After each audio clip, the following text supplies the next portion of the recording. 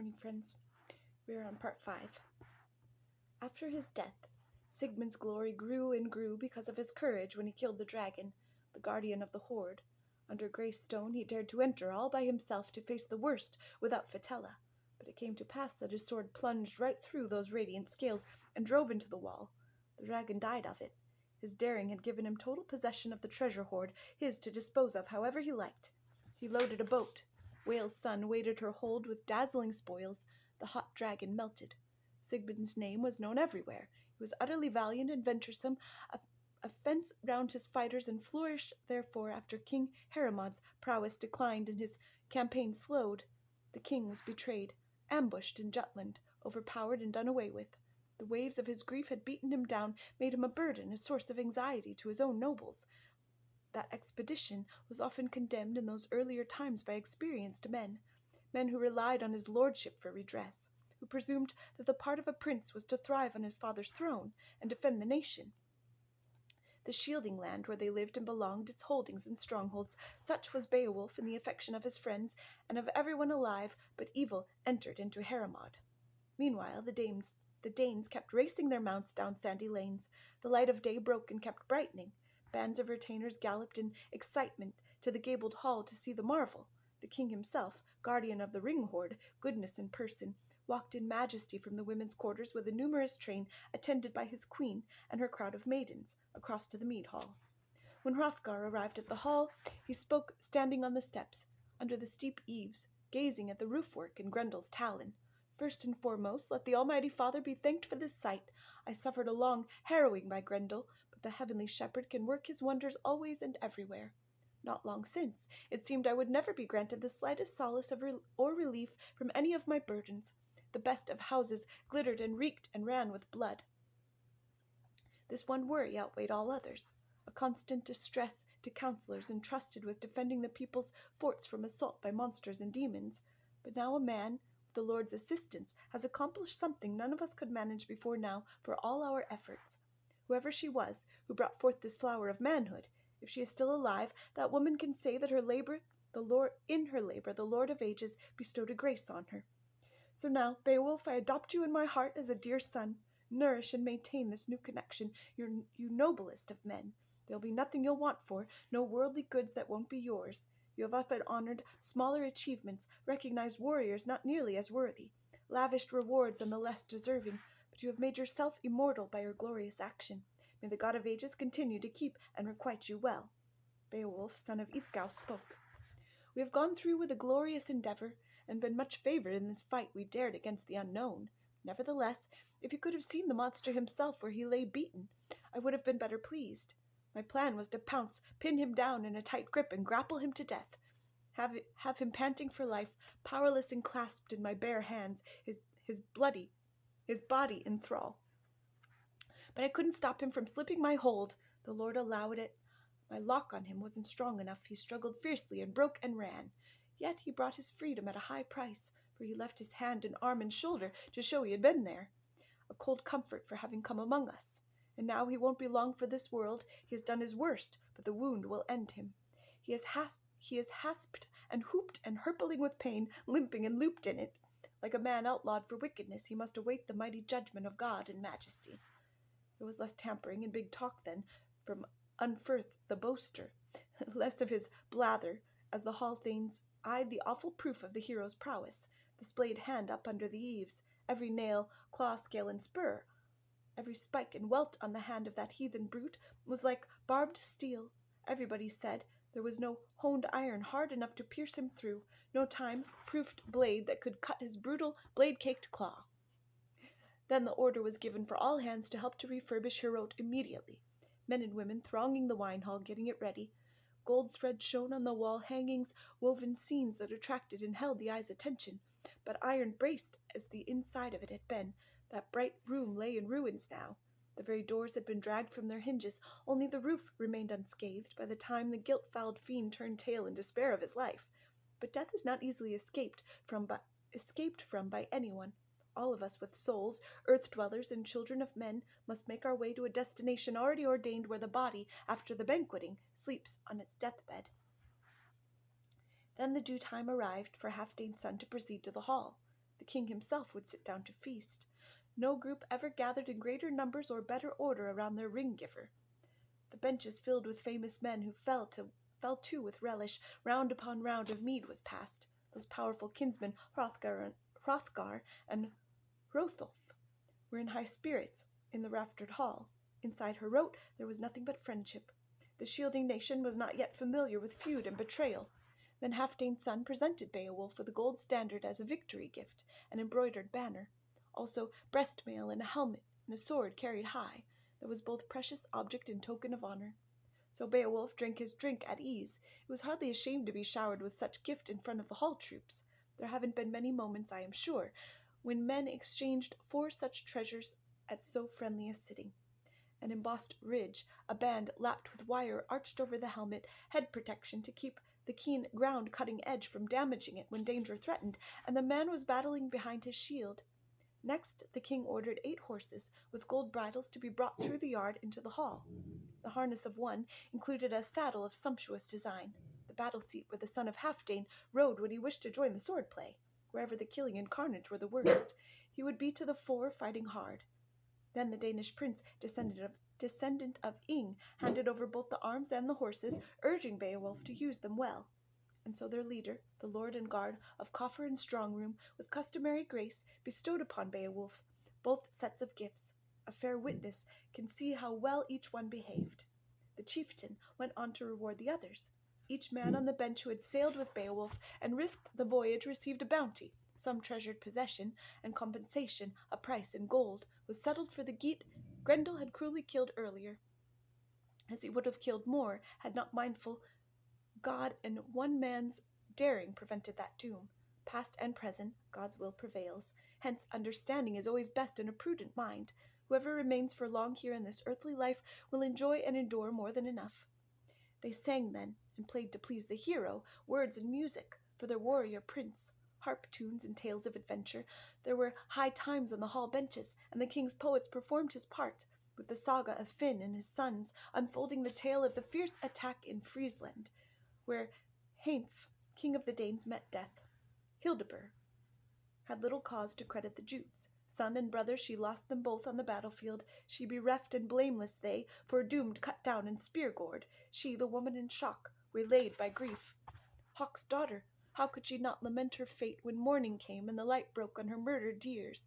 And so farewell, delight on earth, war carried away Finn's troops of thanes, all but a few. How then could Finn hold the line or fight on to the end of Hengest? How save the rump of his force from that enemy chief? So a truce was offered as Hollow's first separate quarters to be cleared for the Danes, hall and throne to be shared with the Frisians. Then second, every day at the dole-out of gifts, Finn, son of Fockwald, should honor the Danes, bestow with an even hand to Hengest, and Hengest's men the wrought gold rings, bounty to match the measure he gave his own Frisians to keep morale in the beer hall high. Both sides then sealed their agreement with oaths to Hengest. Finn swore openly, solemnly, that the battle survivors would be guaranteed honor and status. No infringement by word or deed, no provocation would be permitted. Their own ring-giver, after all, was dead and gone. They were leaderless, enforced allegiance to his murderer.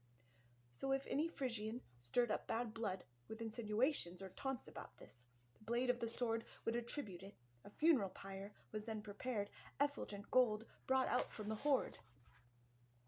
The pride and prince of the shieldings lay awaiting the flame. Everywhere there were blood-plastered coats of mail. The pyre was heaped with boar-shaped helmets forged in gold with the gashed corpses of well-born Danes. Many had fallen. Then Hildebert ordered his own son's body be burnt by Hnaefs, the flesh on his bones to sputter and blaze beside his uncle's. The woman wailed and sang keens. The warrior went up. Carcass flame, swirled and fumed, they stood round the burial mound and howled as heads melted. Crusted gashes spattered and ran bloody matter. The glutton element flamed and consumed the dead of both sides. Their great days were gone. Warriors scattered to homes and forts all over Friesland, fewer now, feeling loss of friends. Hengest stayed, lived out that whole resentful blood-sullen winter with Finn, homesick and helpless. No ring-horled prow could up then and away on the sea. Wind and water raged with storms, wave and shingle were shackled in ice, until another year appeared in the yard.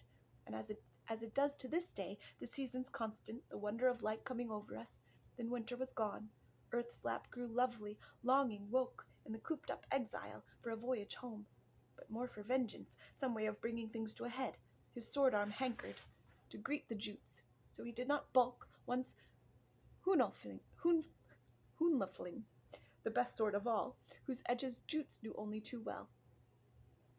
Thus blood was spilled, the gallant Finn slain in his home, after Guthlaf and Oslaf, back from their voyage, made old accusation the brutal ambush, the fate they had suffered. All flamed on Finn, the wildness in them had to brim over. The hall ran red with blood of enemies. Finn was cut down, the queen brought away, and everything the Shieldings could find inside Finn's walls, the Frisian kings, gold collars and gemstones, swept off to the ship. Over sea lanes, then back to Daneland, the warrior troop bore that lady home. The poem was over. The poet had performed. A pleasant murmur started on the benches. Stewards did the rounds with wine in splendid jugs, and Wealtho came to sit in her gold crown between two good men, uncle and nephew, each one of whom still trusted the other, and the forthright Unferth, admired by all for his mind and courage, although under a cloud for killing his brothers, reclined near the king. The queen spoke. "Enjoy this drink, my most generous lord. Raise up your goblet, entertain the Geats duly and gently, discourse with them, be open-handed, happy and fond. Relish their company, but recollect as well all of the boons that have been bestowed on you. The bright court of Heorot has been cleansed, and now the word is that you want to adopt this warrior as a son. So while you may bask in your fortune, and then bequeath kingdom and nation to your kith and kin before you decease. I am certain of Hrothulf. He is noble and will use the young ones well. He will not let you down. Should you die before him, he will treat our children truly and fairly. He will honor, I am sure, our 2 sons, repay them in kind when he recollects all the good things we gave him once, the favor and respect he found in his childhood." She turned then to the bench where her boys sat, Hrethoc and Hrothmund, with other noble sons. All the youth together, and that good man Beowulf the Geat sat between the brothers. The cup was carried to him, kind words spoken in welcome, and a wealth of wrought gold graciously bestowed, 2 arm bangles, a mail shirt and rings, and the most resplendent torque of gold I ever heard tell of anywhere on earth or under heaven. There was no hoard like it since Hama snatched the Brosing's neck chain and bore it away with gems and settings at his shining fort, away from Ermenric's wiles and hatred, and thereby ensured his eternal reward. Hygelac the Geat, grandson of Swerding, wore this neck ring on his last raid. At bay under his banner, he defended the booty treasure he had won. Fate swept him away because of his proud need to provoke a feud with the Frisians. He fell beneath his shield in the same gem-crusted kingly gear he had worn when he crossed the frothing wave-vat. So the dead king fell into Frankish hands. They took his breast-mail, also his neck-torque, and punier warriors plundered the slain when the carnage ended. Geat corpses covered the field. Applause filled the hall when Wealhtheow pronounced in the presence of the company, "Take delight in this torque, dear Beowulf. Wear it for luck, and wear also this mail from our people's armory. May you prosper in them. Be acclaimed for strength, for kindly guidance, for these 2 boys, and your bounty will be sure. You have won renown. You are known to all men far and near, now and forever. Your sway is wide as the wind's home, as the sea around cliffs. And so, my prince, I wish you a lifetime's luck and blessings to enjoy this treasure. Treat my sons with tender care, be strong and kind. Here each comrade is true to the other, loyal to lord, loving in spirit. The thanes have one purpose, the people are ready. Having drunk and pledged, the ranks do as I bid." She moved then to her place. Men were drinking wine at that rare feast. How could they know fate, the grim shape of things to come, the threat looming over many thanes, as night approached and King Hrothgar prepared to retire to his quarters? Retainers in great numbers were posted on guard, as so often in the past. Benches were pushed back, bedding gear and bolsters spread across the floor, and one man lay down to his rest, already marked for death. At their heads they placed their polished timber battle shields, and on the bench above them each man's kit was kept to hand. A towering war helmet, webbed mail shirt, and great shafted spear. It was their habit always and everywhere to be ready for action, at home or in camp, in whatever case and at whatever time the need arose, to rally round their lord. They were a right people. They went to sleep, and one paid dearly for his night's ease, as had happened to them often, ever since Grendel occupied the Gold Hall, committing evil until the end came, death after his crimes. Then it became clear, obvious to everyone once the fight was over, that an avenger lurked and was still alive, grimly biding time. Grendel's mother, monstrous Hellbride, brooded on her wrongs. She had been forced down into fearful waters, the cold depths after Cain had killed her father's son, felled his own brother with a sword. Branded an outlaw, marked by having murdered, he moved into the wilds, shunned company and joy, and from Cain there sprang misbegotten spirits, among them Grendel, the banished and accursed, due to come to grips with that watcher in Heorot, waiting to do battle. The monster wrenched and wrestled with him, but Beowulf was mindful of his mighty strength, the wondrous gifts God had showered on him. He relied for help on the Lord of all, on his care and favor. So he overcame the foe, brought down the hell-brute, broken and bowed, outcast from all sweetness, the enemy of mankind, made for his death-den, but now his mother had sallied forth on a savage journey, grief-racked and ravenous, desperate for revenge. Have a good day, friends.